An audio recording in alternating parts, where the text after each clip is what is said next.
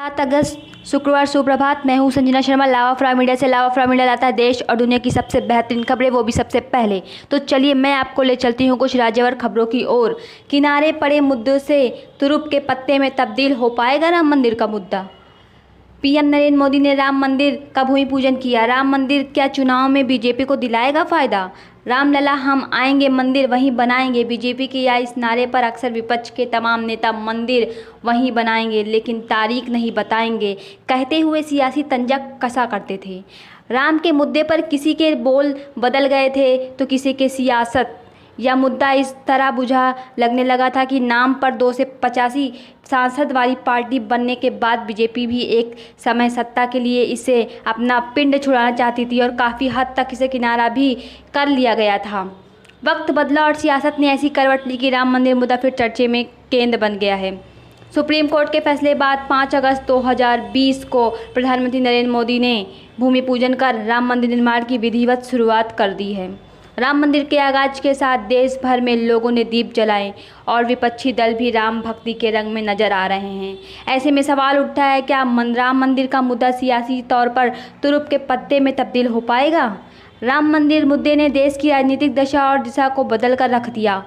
RSS से लेकर विश्व हिंदू परिषद और बीजेपी ने राम मंदिर के मुद्दे लेकर जन समर्थन जुटाने का ही नहीं बल्कि राजनीतिक एजेंडे के तौर पर भी इस्तेमाल किया। राम मंदिर का ही असर था कि 1989 के लोकसभा चुनाव में बीजेपी 85 सीटें जीतने में कामयाब रही। 90 के दौरान बीजेपी ने राम मंदिर मुद्दे को तेज आक्रामक धार दी। इस आक्रामकता का नतीजा रहा है कि 1992 में विवादित ढांचा विध्वस्त कर दिया गया।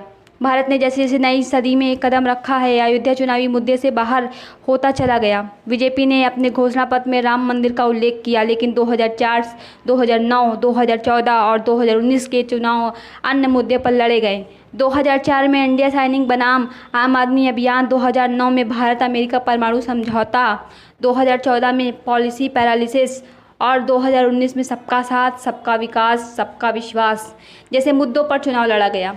राम मंदिर का मुद्दा धीरे धीरे पीछे चला गया था। यह केवल समय की बात थी और अब वह समय आ चुका है। अयोध्या में 5 अगस्त 2020 को एक उत्सव के रूप में देखा गया। करीब 3 दशक के बाद पार्टी के समर्थकों को अयोध्या में भव्य राम मंदिर निर्माण का सपना साकार हो रहा है। उत्तर प्रदेश के वरिष्ठ पत्रकार सुभाष मिश्रा कहते हैं कि राम मंदिर मुद्दे के इर्द गिर्द ही बीजेपी की सियासत सिमटी रही है। बीजेपी किसी भी मुद्दे का राजनीतिक इस्तेमाल करना भी बेहतर तरीके से जानती है। अब सैकड़ों साल के बाद राम मंदिर का निर्माण काम शुरू हो रहा है तो बीजेपी इसे राजनीतिक केंद्रित रखने की कोशिश करेगी।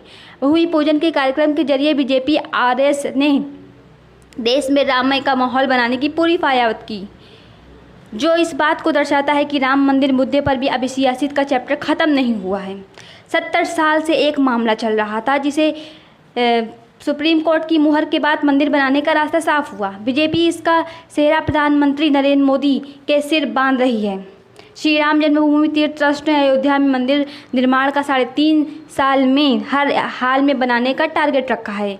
शुरुआती 1.5 साल में मंदिर के भूमि तल पर निर्माण कार्य को पूरा करने का वक्त तय किया गया। इसके बाद अगले 2 साल में ऊपरी दोनों तलों पर निर्माण कार्य को पूरा करने का टारगेट रखा है। इस तरह से 3.5 सालों में मंदिर के शिखर तक काम को पूरा कर लेना है। सुभाष मिश्रा कहते हैं कि योगी आदित्यनाथ ने अपने पिछले 3 सालों में अयोध्या को लेकर जिस तरह से संजीदगी दिखाई और अपनी छवि को हिंदुत्व के चेहरे के तौर पर उभारा है, इससे यह बात साफ है कि राम मंदिर निर्माण के माहौल को बीजेपी पूरी तरीके से भुनाने की कोशिश करेगी। वही विपक्षी नेता प्रियंका गांधी से लेकर अखिलेश यादव और मायावती जैसे जिस तरह भूमि पूजन के दौरान राम भक्ति में डूबे दिखे, इससे भी यह लगता है कि आगामी उत्तर प्रदेश में 2022 के विधानसभा और 2024 के लोकसभा चुनाव में राम मंदिर का मुद्दा तुरुप का पत्ता साबित होगा। वहीं वरिष्ठ पत्रकार आशुतोष मानते हैं कि राम मंदिर मुद्दे का अब राजनीतिक महत्व नहीं रह गया है। 6 दिसंबर 1992 के बाद से राम मंदिर का मुद्दा चुनाव में वोट बटोरने का मुद्दा बनना बंद हो गया। बाबरी विध्वंस के बाद यूपी, मध्य प्रदेश, राजस्थान और हिमाचल प्रदेश की बीजेपी सरकार बर्खास्त कर दी गई थी। विध्वंस के करीब 6 महीने के बाद इन राज्यों में चुनाव हुए तो वहां जनता ने बीजेपी के खिलाफ वोट लिया था। राम मंदिर मुद्दे का असर इतना ही होता तो बीजेपी इन राज्यों में सत्ता वापसी करती, लेकिन ऐसा नहीं हो सका। मंदिर के पक्ष में सुप्रीम कोर्ट से फैसला आने बीजेपी ने झारखंड और दिल्ली चुनाव में इसका जमकर प्रचार किया, लेकिन नतीजे उनके खिलाफ रहे। आशुतोष कहते हैं कि देश में पिछले 6 सालों में हिंदुत्व का प्रभाव बढ़ा, इस बात से इनकार नहीं किया जा सकता, लेकिन मौजूदा दौर में सिर्फ हिंदुत्व से सहारे चुनाव नहीं जीते जा सकते हैं। राम मंदिर लोगों के लिए एक भावनात्मक मुद्दा जरूर है, लेकिन मंदिर के नाम पर वोट दें यह जरूरी नहीं है। यूपी का विधानसभा चुनाव लोगों में मंदिर के बजाय योगी की सरकार के परफॉर्मेंस को देखकर वोट करेंगे। हिंदुत्व के आकलन को ऐसे ही समझे जा सकते हैं कि बीजेपी और आरएस की हर संभव कोशिश के बाद भी 2019 में देश में उन्होंने 39% वोट ही मिल सका है, जबकि 61% लोग आज भी उनके खिलाफ है। वह कह सकते हैं कि कोरोना काल में जिस तरीके से आर्थिक, सामाजिक और राजनीतिक चुनौतियों लोगों के सामने खड़ी हुई है, ऐसे में हिंदुत्व का कार्ड बहुत ज़्यादा चलने वाला नहीं है, क्योंकि धर्म को लेकर लोगों को सोच बदली है और आने वाले चुनावों में जनता के लिए राम मंदिर से कहीं बढ़कर मुद्दा देश की अर्थव्यवस्था और लोगों को रोजगार का होगा। इस दिशा में सरकार क्या करती है, वो ज़्यादा चुनाव असर डाल सकेगा? तो ऐसे ही बेहतरीन खबरों को जानने के लिए हमारे इस लावा फ्राई मीडिया चैनल से जुड़े रहिए, और हमारे इस लावा फ्राई मीडिया चैनल से जुड़े रहने के लिए आपका बहुत बहुत धन्यवाद, ताकि हम आपको खबरें आप तक जल्द पहुंचा सके। जुड़े रहने के लिए बहुत बहुत धन्यवाद। आपका दिन शुभमय एवं मंगलमय हो।